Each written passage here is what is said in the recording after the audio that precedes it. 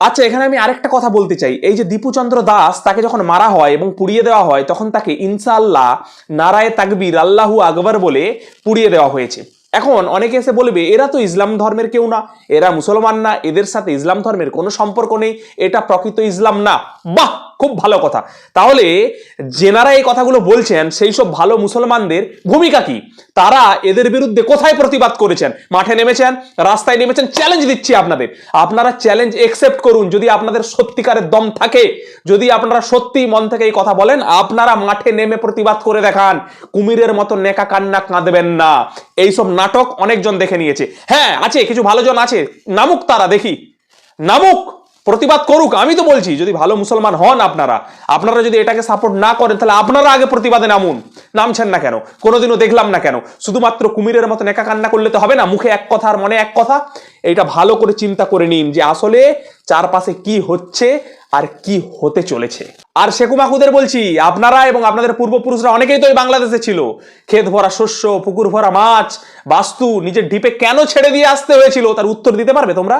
পারবে না। যদি ওখানে এতই ভালো, ওখানকার মানুষ যদি তোমাদের এত সুন্দরভাবে রেখেছিল, তোমরা এখানে এসেছো কেন, এর উত্তর দিতে পারবে?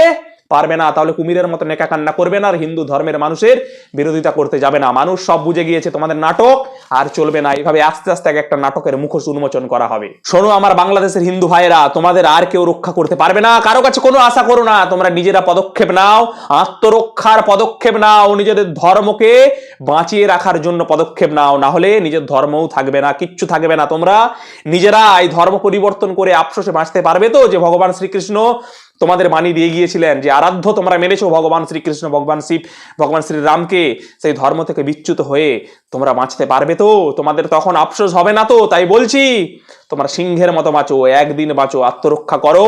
অর্জুনের কথা মনে করো, কৃষ্ণের বাণীর কথা মনে করো, যে বাণী আমি শোনালাম সেগুলো, গীতাটা পড়ো, প্রত্যেক দিন পড়ো, প্রত্যেক মানুষের কাছে পৌঁছাও। এবং আরো একটা কথা বলছি, বিভূতিভূষণ বন্দ্যোপাধ্যায়ের একটা কথা মনে পড়লো, হাজার হাজার বছর ধরে টালির পাথর হয়ে পড়ে থাকার চেয়ে ফটিকের পাথর হয়ে ভেঙে পড়া অনেক ভালো, অনেক ভালো।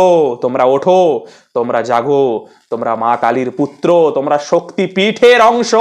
এই বাংলা একসময় শক্তিপীঠ ছিল, তোমাদের মধ্যে শক্তিটা জাগ্রত করো। জয় শ্রীকৃষ্ণ, জয় শ্রীরাম, জয় মা কালী, জয় ভবানী। ছত্রপতি শিবাজী মহারাজকে পড়ো, ছত্রপতি শিবাজী মহারাজের মতো তোমরা ভূমিকা নিতে শেখো। এটাই তোমাদের কল্যাণ এবং মুক্তির পথ, আর পালিয়ে যাওয়ার কোনো পথ নেই। এই যে বাণী মাথায় ঢুকিয়ে নাও। সকলকে অনেক ধন্যবাদ। ভালো থেকো, সুস্থ থেকো, লড়াই করো, যুদ্ধ করে নিজের অধিকারটা ছিনিয়ে নাও।